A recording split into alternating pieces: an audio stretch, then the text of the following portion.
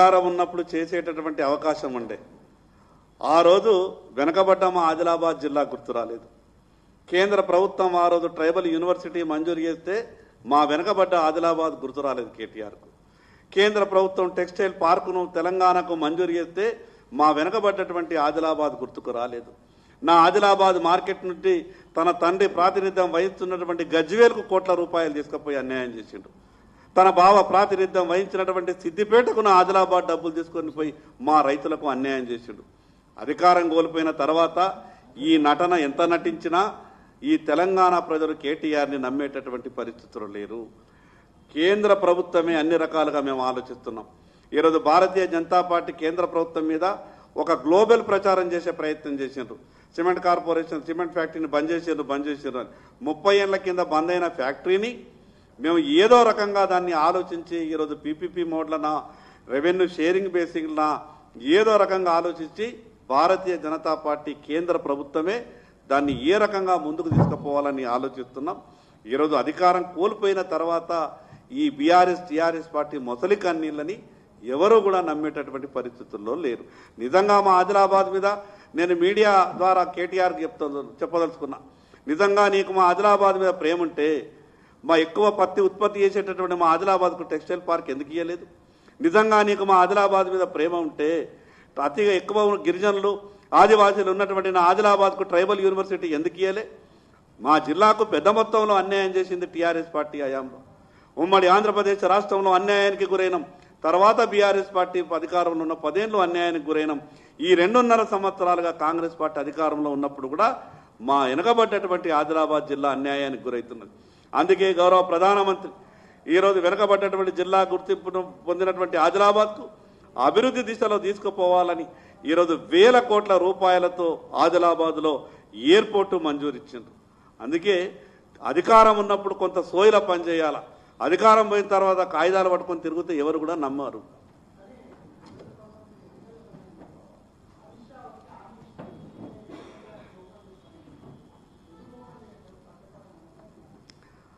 అమిత్ షా గారు హామీ ఇచ్చిండ్రు కాబట్టే 30 ఏళ్ల కింద మూతపడ్డటువంటి సిమెంట్ ఫ్యాక్టరీ ప్రక్రియని పాత స్క్రాప్ని తొలగించి దాని ప్లేస్లో ప్రత్యామ్నాయంగా మిగతా ఎన్ఎండిసి అదేవిధంగా ఇండస్ట్రీ డిపార్ట్మెంట్ జాయింట్గా ఆ యొక్క లీజును తీసుకొని రాష్ట్ర ప్రభుత్వాన్ని కూడా మరొక్కసారి ఒక సమావేశానికి పిలిచి ఈ రాష్ట్రంలో ఉన్నటువంటి TSMDC Telangana state mineral development corporation వాళ్ళకు కూడా ఒక అవకాశం ఇవ్వాలని ప్రయత్నం చేస్తున్నాం.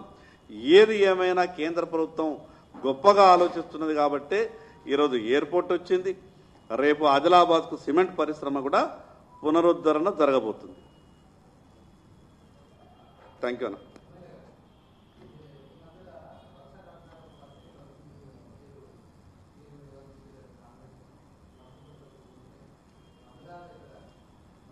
థ్యాంక్ యూ, ధన్యవాదాలు మీడియా మిత్రులకు.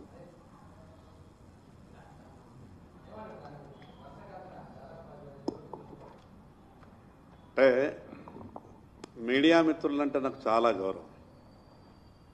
ఆ వ్యతిరేక వార్త రాస్తున్నటువంటి మీడియాలు ఉన్నటువంటి ఆ మిత్రుడు ఎవరన్నా ఉంటే ఇక్కడ ఉండిండొచ్చు. అంటే వ్యక్తులుగా మీరు దాంట్లో ఉద్యోగం చేస్తున్నారు కాబట్టి యాజమాన్యం చెప్పినటువంటి వార్తలు కొన్ని రాయాల్సి వస్తుందేమో. అసలు ఎంత పిచ్చోళ్ళు అంటే 400 కోట్ల రూపాయల పెట్టి అక్కడ 2000 ఎకరాల భూమిని సేకరిస్తున్నారు. వార్త ఏమని రాస్తారు? 10,000 కోట్ల రూపాయల స్కామ్. కొద్దిగా ఏదన్నా బుర్ర ఉండాలి కదా. 400 కోట్ల రూపాయలు పెట్టి ప్రభుత్వం భూమి కొంటే 10,000 కోట్ల రూపాయలు స్కామ్ ఎట్లయితుందో మరి కేటీఆర్ చెప్పాలి. బహుశా కేటీఆర్ అనుకుంటా కదా, వాళ్ళు తిన్నారు కదా, అట్లా వేరే వాళ్ళు తింటారేమో అని. నా వెనుకబడ్డటువంటి ప్రాంతం ఆదిలాబాద్, ఉద్యోగాలు లేక ఉపాధి లేక పరిశ్రమలు లేక ఇబ్బందులు పడుతున్నటువంటి ఆదిలాబాద్, నరేంద్ర మోడీ గారు ఆదిలాబాద్ వచ్చినటువంటి సందర్భంలో స్థానిక శాసనసభ్యునిగా నేను విజ్ఞప్తి చేసిన. నా విజ్ఞప్తిని ఆలకించినటువంటి ప్రధానమంత్రి గారు రాష్ట్ర ప్రభుత్వానికి కూడా ఒక డైరెక్షన్ ఇచ్చారు. వెనకబడ్డటువంటి ఆదిలాబాద్కు సహకరించండి అని. దానిలో భాగంగా అక్కడ ఇండస్ట్రీ కారిడార్ ఏర్పాటు చేయాలనే నిర్ణయం జరిగింది. భూసేకరణ జరుగుతున్నది.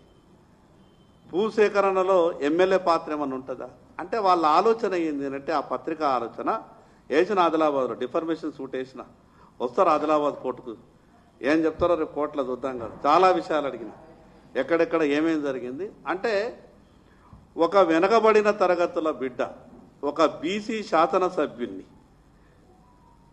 ఆ దొర అహంకారం పత్రికా రూపంలో ఎట్లా చూపుతున్నాడో అర్థమవుతుంది. కానీ ఆ దొరకు చెప్పదలుచుకున్నా, ఆ దొరకు నేను ఇక్కడికి వెళ్ళి చెప్పదలుచుకున్నా, ఈ రకమైనటువంటి అహంకారపూరితమైనటువంటి వ్యవహారంతోనే మీ పతనం సాగింది. చేయనటువంటి తప్పులకు ఎక్కడ ఏమాత్రం కూడా లేనటువంటి విషయాన్ని ఆ రకంగా రాతలు రాసి రాక్షసానందం పొందాలనుకుంటున్నవేమో. వచ్చేటటువంటి శాసనసభలో నా ఆదిలాబాద్కు జరిగినటువంటి ప్రతి అన్యాయం మీద చర్చ పెడతా. ఎవరి హయాంలో ఏ రకంగా అన్యాయం జరిగిందో అన్ని విషయాల మీద కూడా నేను చర్చ పెడతా. నా ఆలోచన, నా లక్ష్యం, నా గమ్యం అంతా కూడా ఈరోజు వెనకబడ్డటువంటి ఆదిలాబాద్ అన్ని రకాలుగా బాగుపడాలని, వేలాది మంది ఈరోజు ఉపాధి ఉద్యోగాలు లేక ఉన్నటువంటి మా యువకులకు ఉద్యోగాలు రావాలన్నటువంటి తపనతోనే ఈరోజు మాట్లాడతారు కదా. కేటీఆర్ గతంలో అధికారంలో ఉన్నప్పుడు కేంద్రంలో ఉన్న మంత్రులకు వెళ్ళి కలవలేదా?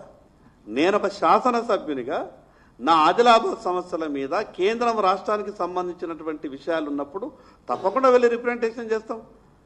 అధికారికంగా నా నియోజకవర్గానికి ముఖ్యమంత్రి వచ్చినప్పుడు తప్పకుండా నేను వేదిక మీద ఉండి మాట్లాడతా. సీఎం గారు ఇప్పుడు ప్రధానమంత్రి గారి దగ్గరికి వెళ్ళరా? ప్రధానమంత్రి గారు వచ్చినప్పుడు సీఎం గారు పక్కకుండా వేదిక మీద ఉండి మాట్లాడరా? ఈ రాష్ట్రానికి కావాల్సిన విషయాలను అడగదా? నా మీద బాధ్యత ఉన్నది. ఓడిపోయిన కేటీఆర్ మీద ఏం బాధ్యత ఉన్నది? ఓడిపోయిన కేటీఆర్కి ఏమున్నది? అలా దాచుకున్న లక్షల రూపాయలు ఎట్లా దాచుకోవాలా? ఎవడి నజరు పడుతున్నది? వీడు ఎట్లా వెళ్ళిపోతాడో, ఈ బినామీ ఆడెళ్ళిపోయి చెప్తాడో, ఆ బినామీలను కాపాడుకోవాలా, ఈ దాచిన డబ్బును కాపాడుకోవాలా, వాళ్ళకు ఆ చింతన ఉన్నది. కానీ నాకున్నదేంది? నా ఆదిలాబాద్ బాగుపడాలి. తెలంగాణ రాష్ట్రం వచ్చిన తర్వాత కూడా అన్యాయానికి గురైనటువంటి నా ఆదిలాబాద్ బాగుపడాలి. ఎంత దుర్మార్గులు అంటే గత 10 ఏళ్ళు పాలించిన మీకు ఒక్కటి రెండు విషయాలు చెప్తాం మీడియా మిత్రులారా. నా ఆదిలాబాద్కు రైల్వే లైన్ కొరకు 50-50 పార్ట్నర్షిప్లో ఆనాటి ముఖ్యమంత్రి కేసీఆర్ గారు లెటర్ ఇచ్చారు కేంద్ర ప్రభుత్వానికి. 50% రైల్వే లైన్ నిర్మించండి, మేము భరించడానికి సిద్ధంగా ఉన్నామని. 5 పైసలు ఇవ్వలేదు. ఆదిలాబాద్లో 2017లో నేను జిల్లా బీజేపీ అధ్యక్షునిగా కేంద్ర రైల్వే శాఖ మంత్రి గారి దగ్గరికి వెళ్ళి railway over bridge and under bridge తీసుకొచ్చిన. దానిలో 50-50, 50% రాష్ట్రం, 50% కేంద్రం. నయా పైసా ఇయ్యలేదు 10 ఏళ్ళు. వీళ్ళు కూడా నయా పైసా ఇయ్యలేదు. 104,50,00,000 రూపాయలు ఈరోజు భారతదేశంలోనే మొట్టమొదటి ప్రాజెక్టుగా 100% కేంద్ర నిధులతో ఆదిలాబాద్లో పనులు కొనసాగుతున్నాయి. ఇంకొక 3 నెలల్లో పూర్తవుతాయి. ఇంత అన్యాయం చేసిన వాళ్ళే మాకేదో ఒరగబెట్టినట్టు, మా మీద ఏదో ప్రేమ ఉన్నట్టు ఈ రకమైన మాటలు మాట్లాడేటోళ్ళని మీడియా మిత్రులారా మీరే ఒక కంటతోని కనిపెట్టాలి. Thank you.